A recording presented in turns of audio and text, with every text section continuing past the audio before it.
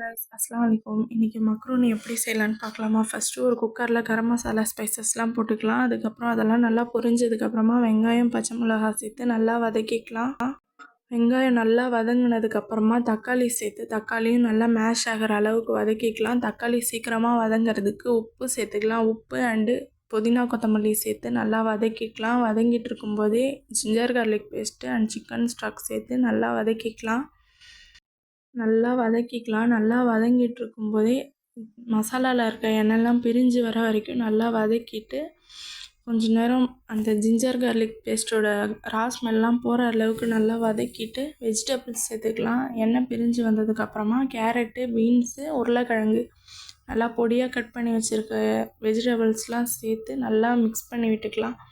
ஒரு டைம் நல்லா மிக்ஸ் பண்ணி விட்டுட்டு ஒரு 2 மினிட்ஸ்க்கு அப்புறம் மிளகாய்த்தூள், மஞ்சத்தூள், pepper powder, coriander powder, sambar powder சேர்த்து நல்லா மிக்ஸ் பண்ணி விட்டுட்டு 1 கப் மக்ரூனிக்கு 2 கப் தண்ணி சேர்த்து மேலே கொஞ்சம் புதினா கொத்தமல்லிலாம் சேர்த்து 2 விசில் விட்டுக்கலாம்.